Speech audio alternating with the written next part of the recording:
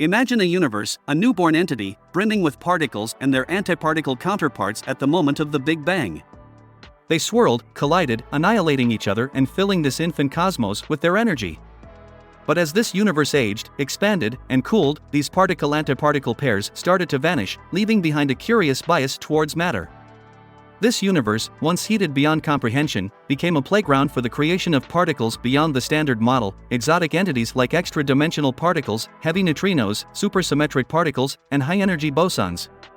But as the universe cooled and lengths of radiation stretched, the creation of these particles became harder, eventually ceasing altogether. The leftovers of this cosmic dance, these resilient particles, could either decay, annihilate away, or remain stable until the present day, potentially becoming dark matter candidates. But if they're unstable, they could tip the universe's scales, creating a universe favoring matter over antimatter. To illustrate, consider two hypothetical particles, X and Y. They decay differently for particles and antiparticles, resulting in a universe richer in matter. But does this scenario explain our universe's preference for matter? Well, dear listeners, that question. You'll discover it soon enough. What's up, my amazing and curious folks? Ready to delve deep into the mysteries of the universe today? I'm your host, Caesar, and with me, as always, is our insightful commentator, Sonia Guimaraes. Hi there, fellow explorers. Don't forget to subscribe to our channel and hit that bell icon so you never miss an episode of Curiosity Wonderland. Today, we're continuing our cosmic journey, so buckle up, and let's dive into the great unknown.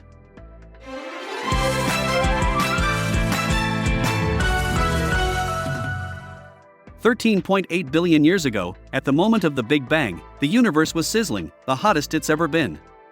Picture every known particle in existence, along with an equal number of their antiparticle counterparts, all crashing into each other at a furious pace. These particles and antiparticles were spontaneously creating themselves from pure energy, and when they collided, they annihilated back into pure energy. But this was not a sustainable state.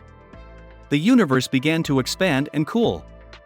In a fraction of a second, these unstable particles and antiparticles vanished, leaving a universe favoring matter over antimatter.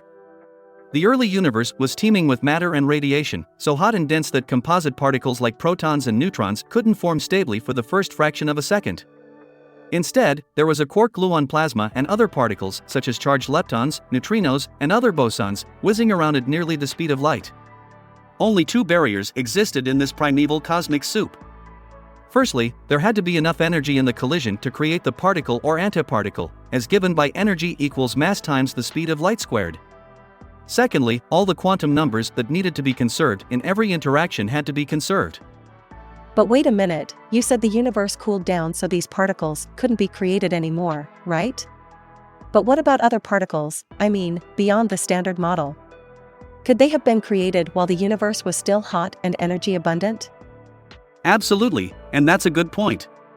The early universe had theoretically enough energy to create anything the laws of physics allow. This could include extra-dimensional particles, heavy, right-handed neutrinos, even particles that are composites of quarks and leptons, supersymmetric particles, and high-energy bosons that are present in grand unified theories. But, whether these particles actually exist or not in our universe is still uncertain. We know they're theoretically possible, but that doesn't mean they physically exist. To confirm their existence, we would need to achieve the energies necessary to create and measure them. But here's the thing, the energies in the earliest stages of the universe are about 1 trillion times higher than the maximum energies we've managed to achieve in particle collisions at the Large Hadron Collider at CERN. Furthermore, as the universe expanded, it became less dense and cooled. The energy of any quantum of radiation is determined by its wavelength. Short wavelength equals higher energy, long wavelength equals lower energy. As the universe expanded, the wavelengths of radiation within it stretched and lengthened, meaning everything cooled down. That reminds me of a story from my childhood. You see, I used to love playing with elastic bands. I was fascinated by how they could stretch and then snap back into their original shape. But one day, I decided to see what would happen if I kept stretching one. The band got thinner and thinner until, eventually, it snapped. It was a simple lesson, but it stuck with me. Just like that elastic band, the universe was stretched to its limits in the moments after the Big Bang, dissipating its energy and cooling down. And that's why we're here asking these questions, isn't it? To try to understand the snapshots from those first moments, to piece together the puzzle of our universe's history. Think about inflating a balloon with coins glued to its surface. As the balloon expands, the coins appear to move away from each other. Light behaves in a similar way as the fabric of space expands. Its wavelength stretches to longer values, causing it to redshift. This is how we explain cosmological redshift within the context of the expanding universe. It also explains why all quanta lose kinetic energy as the universe expands. Consequently, the universe cooled dramatically in a very short period of time as it expanded. With lower energies available, it became increasingly difficult to create particles of a given mass.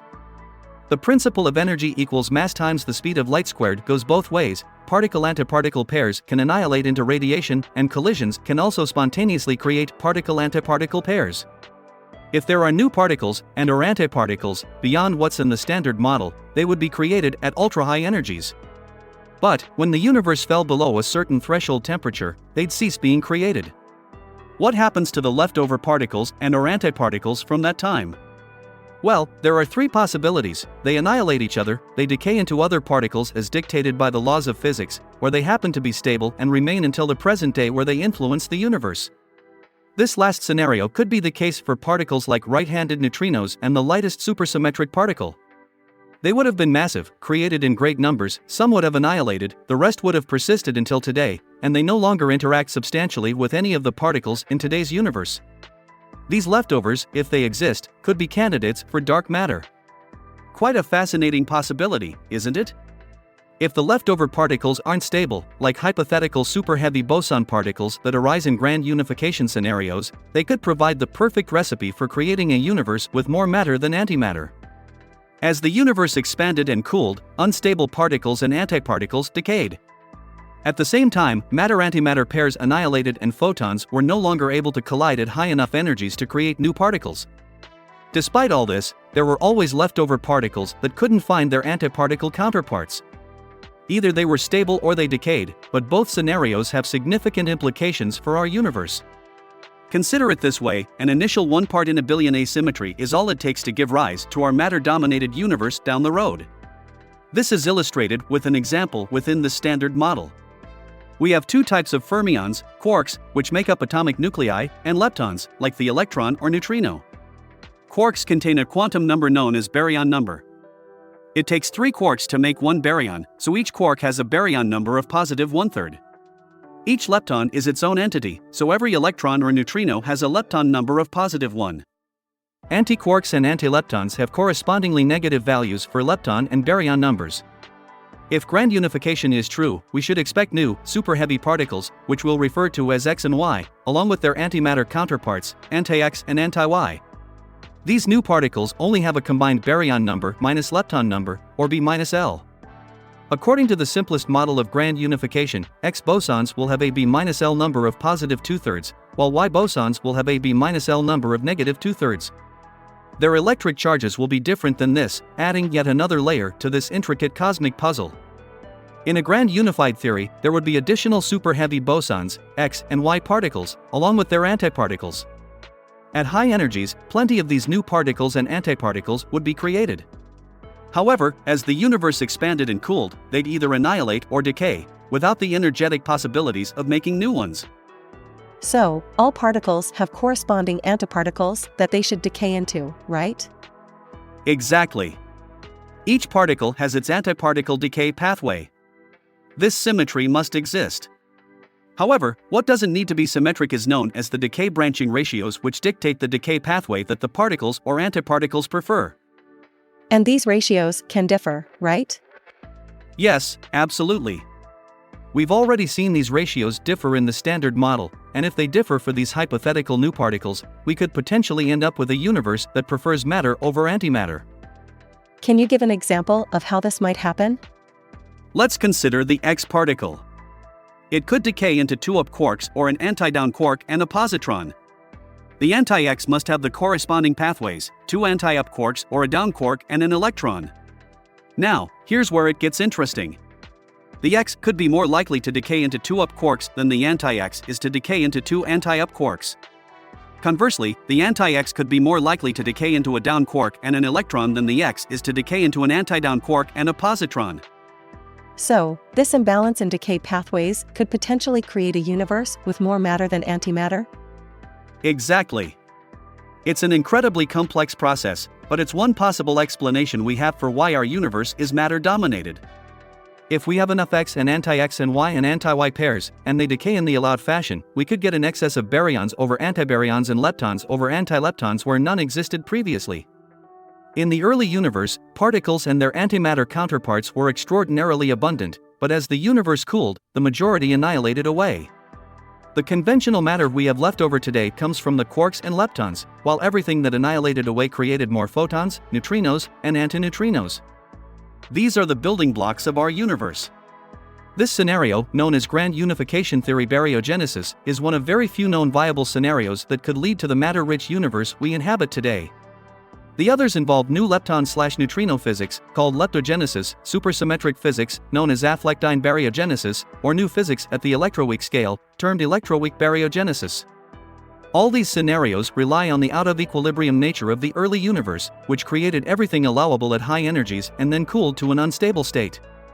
This process enables the creation of more matter than antimatter. We can imagine a completely symmetric universe in an extremely hot state that, just by cooling and expanding, becomes matter-dominated. The universe didn't need to be born with an excess of matter over antimatter. The Big Bang could spontaneously make one from nothing. The only remaining question, exactly, is how this happened. This is indeed a complex riddle that scientists are still striving to unravel. The more we learn about the universe, the more fascinating and profound our questions become. So, in the blink following the Big Bang, our universe was a hot, dense sea of particles and their antiparticle counterparts. They were created and annihilated in equal measure. But as the universe cooled and expanded, it favored matter over antimatter, a phenomenon that remains one of the greatest mysteries in our current understanding of the cosmos. The universe didn't need to be born with an excess of matter over antimatter. The Big Bang could spontaneously make one from nothing. One possible explanation involves hypothetical particles, X and Y, with different decay pathways resulting in a net production of matter over antimatter. But the exact mechanism is still an open question, like a cosmic riddle left unread by the universe itself. And that's our cosmic journey for today. We've dived into the early universe, explored matter and antimatter, and left with more questions than answers. That's the beauty of science, it never stops asking why. Thanks for tuning in. If you enjoyed our voyage through the cosmos, please blast the like button, leave us a comment, and share this podcast with your friends. We appreciate your support, and it helps us bring more amazing content to you. Yes, thank you so much for your support. We can't wait for the next journey with you all. Until then, keep looking up and asking questions. Goodbye and stay curious. Goodbye, everyone. This intriguing information is from the article What Was It Like When Matter Defeated Antimatter by Ethan Siegel, published on the 22nd of November, 2023, on bigthink.com. You can find the full link in the video description if you're eager to explore further. Signing off now, till next time.